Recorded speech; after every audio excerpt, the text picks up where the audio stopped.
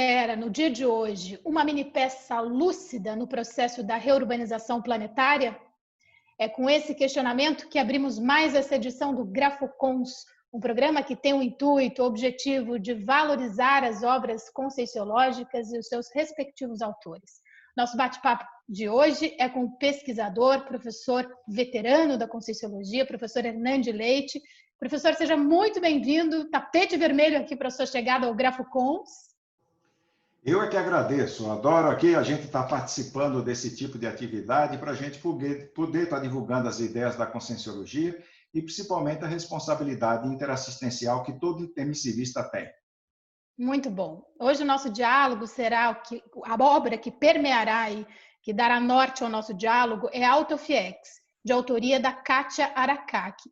No entanto, é o professor que vai que vai representar a Kátia nessa incumbência de explicar um pouquinho para a gente do que vem a ser a oficina extrafísica, né, a OFIEX, mais um neologismo, uma palavra nova da ciência Conscienciologia. E antes da gente falar propriamente sobre o OFIEX, professor, gostaria de que você compartilhasse conosco algumas das suas reflexões a respeito desse momento, desse contexto que todos nós estamos inseridos, no isolamento social pandêmico, especialmente para a figura do intermissivista. Quais reflexões que nós podemos tirar proveito dessa fase, relacionando com reurbanização planetária, enfim? Bom, em primeiro lugar, se o pessoal me permite, eu queria passar um pouquinho aqui da ideia do surgimento dessa obra, né, que a autora, né, a professora Kátia Aracaki, mas foi uma inspiração que um amigo do professor Valdo, Marco Aurélio, teve na TENEPS. Então, Marco Aurélio entrou em contato comigo e nós fizemos uma ponte com a Kátia, porque a Kátia tinha feito uma entrevista sobre o OFIEX, que tinha sido até publicada, a parte dela, no livro de TENEPS. E o Marco Aurélio, com essa inspiração na TENEPS, fez esse contato.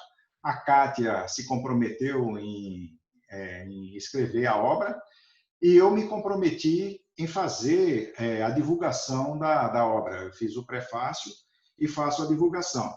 A Kátia está muito ocupada com os eventos dela com a África, que é um braço daí, né, da própria Helbex, lá na África. Ela não tinha tempo hábil para isso e me pediu, principalmente por eu ter experiência em projeção lúcida com paraambulatório. O paraambulatório é uma atividade assistencial extrafísica anterior à própria OFIEX. Então, isso daí é que é mais ou menos os bastidores antes da obra. Tá Perfeito. Certo? Então, agora vamos para o contexto aí do Covid. Eu também dei um curso aí pela própria CCCI e o pessoal perguntou muito sobre a questão da Covid e da Helbex. O que a gente observa é o seguinte: a desorganização consciencial, a patologia consciencial, é que predispõe a esse tipo de eventos que a própria sociedade vem apresentando. Então, o que a gente observa é que a imaturidade consciencial, essa perda de visão multidimensional ou a não visão multidimensional sobre a responsabilidade de cada um de nós nesse planeta, é que leva a essa desorganização social. Até a própria medicina fala que saúde é o bem-estar biopsicossocial. E o que nós vivemos hoje no mundo é um desajuste social muito grande. Dentro da parte política, certo? Dentro da parte da saúde e principalmente dessas relações sociais. Então, a Covid, ela nasceu num acidente lá na China, né? Hoje já estão olhando essa questão do acidente dentro de um próprio laboratório, e você vê toda a disseminação e uma briga muito grande, uma disputa política muito grande, em detrimento da própria saúde dessas pessoas. Aqui no Brasil, a gente tem uma grande população pobre, vivendo numa condição totalmente desfavorável ao isolamento social que é necessário para isso. Mas tudo isso é consequência da desorganização, do egoísmo e dessa doença, certo? Consciencial, que tem repercussão na própria, um reflexo, né, social muito grande. Então, dentro do processo da Helbex, o que é que a Helbex visa? justamente trabalhar com essa imaturidade consciencial para que a gente tenha uma convivência melhor e a gente parta para ter uma saúde social em decorrência da saúde consciencial individual de cada um componente dessa sociedade. Perfeito. E isso tem tudo a ver com o título da obra, Auto-FIEX, que para muitos intermissivistas, professor, pode parecer utopia lá na frente. E que eu penso, não sei se você concorda comigo, que esse isolamento social pandêmico também oportunize um convite para a gente assumir a nossa identidade intermissiva, assumir os compromissos firmados lá no curso intermissivo e, dentre eles, a TENEPS. Antes da gente passar para o conceito de OFIEX, vamos puxar a questão aí da responsabilidade para a tarefa energética, né? Para a TENEPS. Você acha que tem sentido que o intermissivista assuma um protagonismo maior frente à tarefa energética pessoal? Na minha concepção, a pessoa que é convocada para um curso intermissivo, dentro do micro-universo consciencial dele, ele tem estrutura mínima suficiente para ser tenepsista. Certo? Isso é que faz a diferença. Se você pegar a escala evolutiva, você vai ver ali uma pequena diferença entre o tenepsista, certo? E ali a isca inconsciente. Está mais ou menos 25% do modelo evolutivo que a gente tem, que é o serenal. Então, esses intermissivistas, eles têm, no mínimo, a competência para ser tenepsista. E a TENEPS é o primeiro passo para o desenvolvimento para se chegar ao FIEX.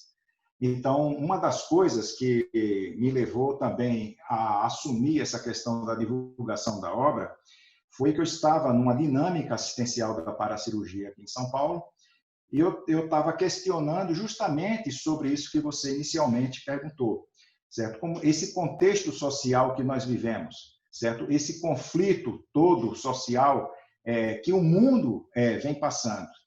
E eu estava refletindo no início da dinâmica, quando é que isso vai aliviar? A resposta da Consciex para mim foi o seguinte: quando vocês se tornarem ofiexistas. O que é que está faltando para você? Isso foi diretamente para mim. Então eu cheguei e disse, não, eu tenho que assumir essa responsabilidade, já estou num grau de desenvolvimento razoável e eu já tenho um tipo de conhecimento que eu não posso me esquivar das reciclagens intraconscienciais que eu preciso para me chegar ainda nessa vida aí ao OFIEX.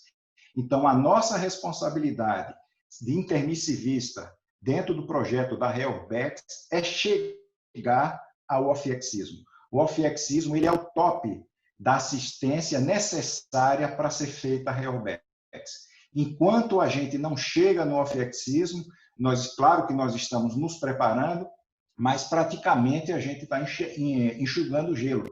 Então, quanto mais ofiexista existir dentro dessa população que fez curso intermissivo, mais acelerada, mais catalisada é a reurbanização. E nós estamos inseridos numa responsabilidade muito maior, porque nós não podemos nos furtar daquilo que nós conhecemos. Muita gente está fora porque não conhece, mas a responsabilidade de quem conhece não tem como ela não responder por isso. Não tem como não responder. E, professor, ser coerente com a nossa paridentidade intermissiva também é assumir o papel da conscienciometria nessas conquistas de TENEPS, de parambulatório e de OFIEX. É ou não é verdade, professor? Exatamente. Você tocou agora num assunto importantíssimo que é conscienciometria. São duas técnicas que a conscienciologia hoje trabalha, que é a conscienciometria, onde a Conscius, que é uma IC, trabalha justamente com essas técnicas de conscienciometria, e consciencioterapia, que é onde a outra instituição, que é a OIC, trabalha, são as técnicas básicas, as técnicas iniciais para que a gente consiga fazer as reciclagens intraconscienciais para chegar até lá. As pessoas que têm dificuldade de se submeter à conscienciometria, a dificuldade de submeter à consciencioterapia, essas pessoas estão perdendo uma oportunidade muito grande e elas dificilmente vão chegar à desperticidade. Imagina chegar ao OFIEX, que é pós-desperticidade. Então, a conscienciometria e a consciencioterapia são técnicas que nós somos submetidos extrafisicamente no curso intermissivo, que nós vamos aprender aplicando na gente, para a gente aplicar no outro, para que todo mundo se desenvolva, porque a parte do desenvolvimento intraconsciencial é através de autopesquisa. E autopesquisa você faz com conscienciometria e com consciencioterapia. Muito bom. Eu estou revisitando um curso avançado de TENEPS, de autoria do professor Valdo Vieira. No período eu não tinha ainda reconhecido as ideias de ponta da Conscienciologia, mas eu imagino a oportunidade que vocês tiveram, que a geração de vocês teve, de estar ali ombro a ombro com o professor Valdo, pegando aquelas informações de ponta a respeito de TENEPS.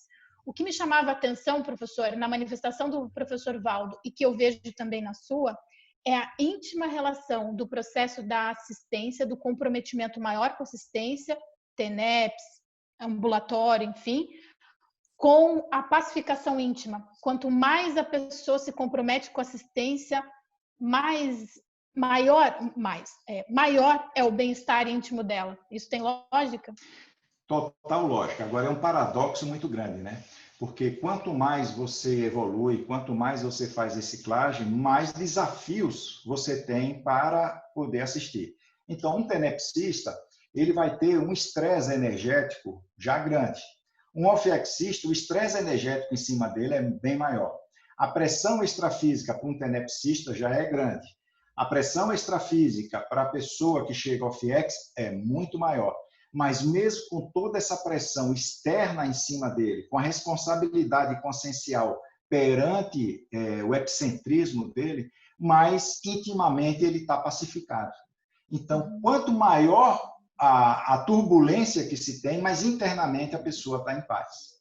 Certo? Então, é um tipo de situação e só a pessoa experimentando para ela ver que quanto mais ela se dedica na assistência, quanto mais ela se desenvolve, quanto mais ela faz as reciclagens, mais pacificação íntima ela tem. E quanto maior pacificação íntima, maior responsabilidade também em assistir os outros. Agora, é muito avançado a gente no dia de hoje, nessa relação tempo-espaço, ainda mais nessa fase de isolamento social pandêmico, falar de temas como TENEPS e OFIEX, né? É uma responsabilidade muito grande, né, professor? É uma baita responsabilidade. É porque na hora que você tem essas turbulências, né, sociais, a repercussão disso no tenepsista também é muito grande, porque aumenta mais a demanda. Então, hoje, nós temos preocupações com o paciente, não só relacionado à contaminação dele com o Covid, mas eu atendo pacientes aqui com síndrome do pânico, promovida pela condição que ele está trancado dentro de casa com maior medo e protegendo a própria família. E no estresse enorme por causa das condições socioeconômicas que também ele está passando. Então, nesse exato momento, é complicado o contexto extrafísico e essas pessoas que são intermissivistas, são tenepsistas, têm uma responsabilidade muito grande porque a demanda nesse momento é muito maior.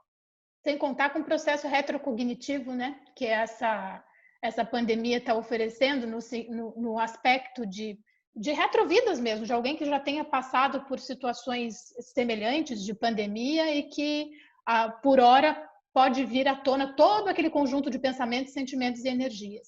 Professor, fazendo aí a retrospectiva e a ordem lógica de TENEPS, paraambulatório e OFIEX, para as pessoas que estejam se deparando aí pela primeira vez com os conceitos da Conscienciologia, lembramos que basta você procurar lá no Google Manual da TENEPS, tem uma infinidade de materiais hoje para serem consultados a respeito da tarefa energética pessoal.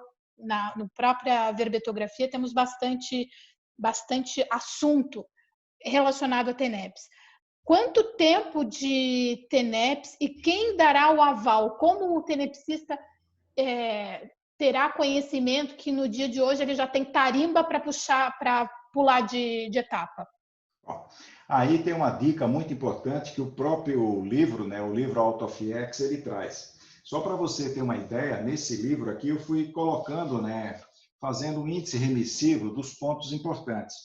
O maior ponto fundamental relacionado à questão da OFX, para se chegar ao OFX, e a pessoa ter a resposta que você está me perguntando, chama-se de projeção lúcida. Então, só aqui nós temos na página 19, 18, 19, 45, 65, 157. Então, o professor Valdo, ele ressalta muito a questão do desenvolvimento da projetabilidade lúcida. Quanto mais lucidez extrafísica você tem, mais certeza absoluta você vai ter do que é que você está fazendo fora do corpo. Então, eu até confundi no começo o paraambulatório como se fosse o início de um OFF-X. Depois eu fui conversar com o professor Valdo, você falou da oportunidade que a gente teve da convivência direta lá com ele. Quando eu comecei a contar as experiências, ele chegou, Fernando, isso não é OFF-X, isso daí é uma condição anterior. Você precisa estudar sobre paraambulatório, que é isso que você está começando a trabalhar. Então, na hora que você começa a ter lucidez extrafísica, você vai trazendo os elementos e você vai pesquisando. E hoje em dia nós temos diversas pessoas com experiência para dar informação. Antigamente nós tínhamos somente o professor Valdo. Então, a projeção lúcida que faz diferença. Daí nós vamos entender o professor Valdo, quando ele fundou o Instituto de Projeciologia, ele trouxe o Tratado de Projeção da Consciência. Então, foi a primeira coisa que ele fez. Então, antes do livro de Conscienciologia, certo? Que serve para a consciência terapia, ele trouxe o elemento de pesquisa e aquele elemento que faz a diferenciação na questão da crença e da vivência, certo? Da experiência que vai fundamentar o princípio da descrença, que é a projeção lúcida. Então, é a projeção lúcida que vai fazer com que você se desenvolva mais e você chegue ao OFF-X sem dúvida alguma. Aí ele chegou e disse, olha, no dia que uma pessoa chegar ao OFF-X, ele não tem dúvida nenhuma. Por quê? Porque o nível de projeção lúcida dele não permite que ele tenha dúvida. Seria essa a nossa principal lacuna enquanto grupo, professor? Provavelmente seja isso, porque quanto mais a gente está vivendo essa projeção, a projetabilidade lúcida, maior oportunidade você tem de fazer reciclagem, porque o próprio amparador te permite, dentro da assistência que você vai fazer, você fazer autorreflexões e ele também te passar alguma informação. Eles fizeram até um teste comigo, certo? Que eu sempre fiquei nesse negócio da OFF-X, né, estudando e tal, e com essa responsabilidade, ele chegou e disse, olha, se você quiser fazer aqui um experimento, nós vamos fazer. Eu fui fazer uma assistência extrafísica, eu passei por um vexame extrafísico. E eles estavam me mostrando justamente a minha dificuldade, certo? Em lidar emocionalmente com algumas situações. Ele chegou, se você ainda não está preparado para o OFF-X, porque o OFF-X exige de você um tipo de equilíbrio emocional para você ver o assediador atuando em cima de uma outra pessoa, de uma outra consciência, e se você se desestabilizar emocionalmente com isso, você simplesmente perde todo o contexto assistencial. E era um contexto de abuso extrafísico, de um abuso infantil, certo? De consciex. E eu simplesmente parti, né, para cima dos abusadores. Então, eu deixei de assistir a consciex que eu precisava de fazer o resgate. Esse resgate é feito da seguinte forma, você projetado, você está cheio de energia porque você tem corpo, você puxa a consciex para a sua psicosfera e você volita com ela. Quando eu reagi àquela situação, eu perdi a oportunidade de fazer o resgate dessa consciex. Ele chegou e disse, olha, a quem é que você assistiu? A ninguém, nem a você mesmo. Então, esse nível que você está de emocionalismo para fazer julgamento, certo? Não é compatível para um OFF-Xista. Então, isso daí foi uma projeção vexaminosa que eu passei e extremamente importante para a minha autopesquisa.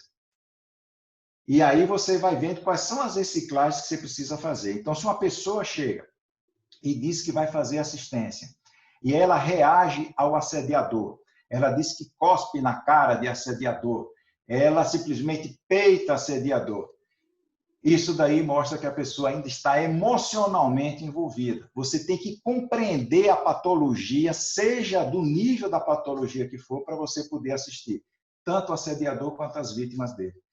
Para você ver o nível que a gente precisa de chegar para a questão da própria OFF-X. E o professor Valdo ele ressalta aqui algumas coisas importantes, que é a vivência do perdão antecipado. Porque antes de você chegar, você começa na TENEPS. Para você chegar na TENEPS avançada, você precisa de estar bem resolvido com seus desafetos anteriores. Então, se existir ainda alguma coisa mal parada em relação a algum tipo de consciência, você precisa resolver, porque nem na TENEPS avançada você vai chegar, muito menos no parambulatório e dificilmente lá na própria OFIEX. De novo, é impossível falar de evolução sem passar pela conscienciometria, né, professor? Não tem como. Não tem como. É fundamental. Uma pessoa que está na TENEPS, ela nunca recebe na TENEPS dica do que ela precisa de fazer reciclagem, essa conscienciometria, certo? Dificilmente ela está evoluindo, porque nós temos que trabalhar muitos aspectos intraconscienciais nossos. Não é porque nós fizemos curso intermissivo que nós temos ali um título, certo? De evolução, que nós já estamos ali num patamar que está bem além dos outros. Nós estamos muito próximos da sociedade, certo? Dentro da patologia social. Com uma única diferença, nós temos lucidez e responsabilidade pelo conhecimento que a gente tem. Quem duvida disso que você está colocando, basta olhar para a escala evolutiva. De quem nós estamos mais próximos, professor?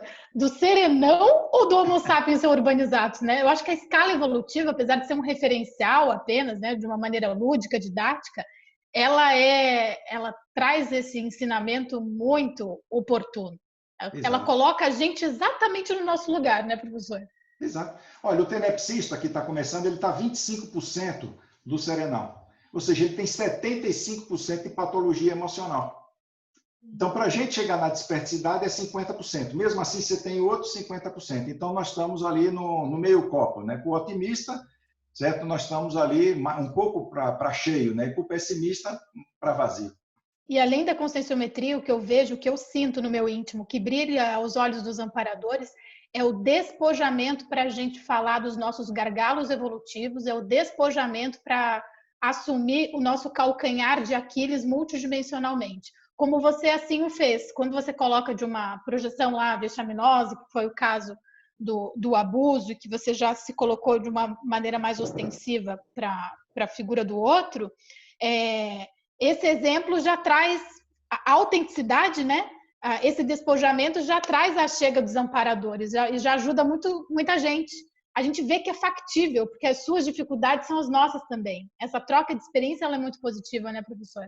Exatamente. A partir do momento em que você chega e você identifica essas imaturidades, a primeira coisa que você tem que mostrar em curso ou em palestra, onde você estiver, são essas imaturidades, porque senão você fica, as pessoas, como eu estou falando de OFIEX, o pessoal vai achar que eu estou também aí o bam, certo? Já estou ali num patamar de quase orientador evolutivo e a coisa não é por aí. A gente tem que mostrar essas fissuras, mostrando de uma forma que a gente está atrás de superar essas fissuras. Então, na hora que eu estou mostrando isso, aquelas pessoas que têm afinidade comigo também vão pontuando. Olha, você está superando, olha, você ainda tem isso. Se a gente não der oportunidade para receber heterocrítica, nós perdemos uma grande oportunidade de fazer autopesquisa. Muito bom. Como a gente faz? Quais as reflexões que a gente pode convidar o espectador nesse momento a fazer para transformar a OFIEX de uma possível utopia para algo bem factível, especialmente para a consciência intermissivista? Tem alguns gargalos que são fundamentais que o professor Valdo elenca aqui no livro, certo? A primeira coisa é o investimento na projeção lúcida. Esse é fundamental. Sem projeção lúcida, eu não sei o que é que eu estou fazendo extrafisicamente. Então, eu posso muito bem estar fazendo assistência, certo? O amparador vai, me tira do corpo, leva e tal, mas eu não tenho noção daquilo, eu não aprendo com aquilo. Se eu não aprendo, isso não fica registrado na minha aula-memória. Então, assistência eu estou fazendo, mas eu não estou aprendendo, ou seja, eu não estou estudando a assistência que eu faço. E a diferença para você chegar até no parambulatório é você estudar assistência, ou seja, fazer assistenciologia. O assistencialismo é você só assistir sem lucidez. Sim. Outra coisa muito grande é a gente ter um nível de respeito, certo, ao assediador. O respeito não é medo dele. É você respeitar ele enquanto uma consciência em uma patologia que precisa de ser assistido. Uhum. Se tiver uma reação ao assediador do jeito que eu tive, você não vai ajudá-lo. E também não vai piorar a própria situação dele, ele já está dentro de uma situação totalmente deprimente. Então, muitas vezes tem que ser resgatado, tem que ser internado extrafisicamente em OFF-X, certo? Para poder serem tratados. Então, é a mesma coisa de você chegando. Eu quero que a pessoa que foi um assassino, ele pague, ele tenha que ser preso. Na nossa sociedade, certo? As nossas penitenciárias não recuperam ninguém. Não existe nenhum trabalho dentro de penitenciária para se fazer recuperação dessas pessoas, para ser feita a ressocialização. Então, a gente fica naquela torcida para que a pessoa pague por aquilo, mas dificilmente ela vai mudar. Se ela não mudar, ela vai renascer daquela mesma forma. Enquanto a gente não compreender isso, a gente só fica com ódio e deseja vingança, ao invés da gente chegar e ver quais são as maneiras que existem de possibilidade de ser recuperado. Se não for recuperado, fica isolado socialmente o resto da vida, até morrer nessa vida, tá certo? Mas precisa de receber algum tipo de orientação para essa reciclagem. Então, isso é o respeito ao assediador. Outra coisa é você ter bom humor. O bom humor desassedia. O professor Valdo cita aqui na página 87 a questão do bom humor. O bom humor, ele tira a carga pesada que tem na hora que a gente está falando desses assuntos. Então, na hora que a gente dá uma aliviada nisso, certo? É muito grande, porque o desgaste energético é muito forte. Outra situação séria nossa, além da projeção, é vencer o onirismo, é a fantasia mental que a gente tem das coisas. Então, o professor Valdo, ele cita muito, página 87 e 89, sobre o onirismo. O inferno está cheio de interpretações que a gente dá. Então, a gente interpreta que uma outra pessoa está com raiva da gente, que a outra pessoa... E a gente vai criando um tipo de coisa que não é verdade. Um teatro. Teatro, uma fantasia. E o nosso mundo mental, ele é alimentado pelaquela fantasia que nós próprios criamos. Ou seja, nós é que preparamos o inferno para que a gente viva. Então, a gente precisa sair desse onirismo. Como é que você vai sair desse onirismo? É com lógica, é com raciocínio. É por isso que a racionalidade é uma coisa muito importante para que a gente chegue nisso. Então, a projeção lúcida, o respeito ao assediador, o bom humor, o onirismo, ele é muito importante.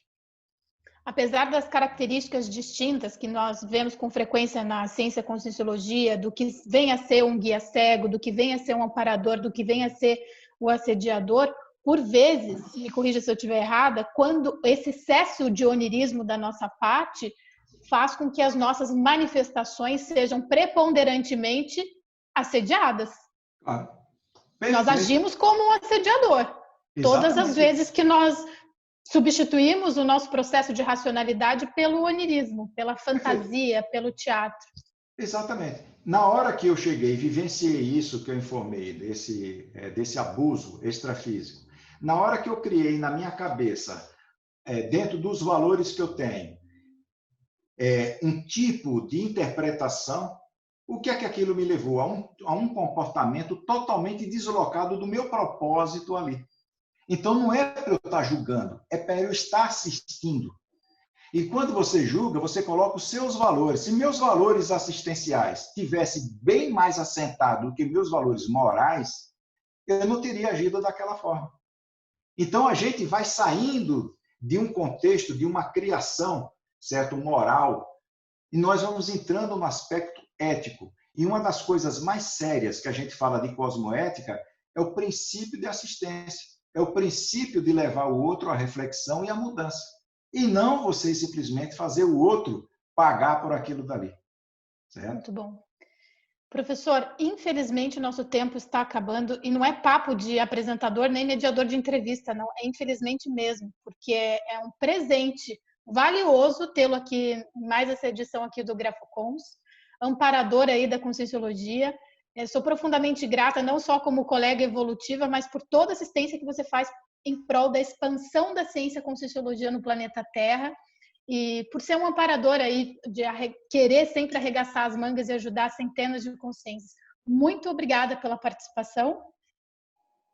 Eu é que agradeço a oportunidade de estar divulgando uma obra que foi escrita pela colega Kátia, certo? Numa entrevista com o nosso saudoso professor Valdo Vieira. Claro, aquilo que você falou, né? A importância da gente ter convivido ali com ele, ter trocado muita experiência, realmente a responsabilidade da gente aumenta. E pela amizade que eu tive com ele e reconhecimento da importância da Conscienciologia para mim, eu simplesmente, na hora que eu sou convocado para alguma coisa, eu estou à frente fazendo aquilo que o professor Valdo nos deixou como legado, que é a Conscienciologia para fazer essa reurbanização extrafísica. Eu é que agradeço a oportunidade. Energia de teática são outros 500, né, professor? Quando a gente tem energia de teática, são outros 500. Então, eu agradeço mais uma vez a oportunidade. Até a próxima entrevista. Tomara que também a gente tenha a possibilidade de conversar com a Kátia, porque esse assunto é riquíssimo e saber dos bastidores e dos para-bastidores é muito valioso para nós. E a você aí de casa que nos acompanha em mais essa edição do GrafoCons, o nosso abraço fraterno, excelentes energias para você, boas reflexões nessa fase de isolamento social pandêmico e até a próxima edição do programa GrafoCons.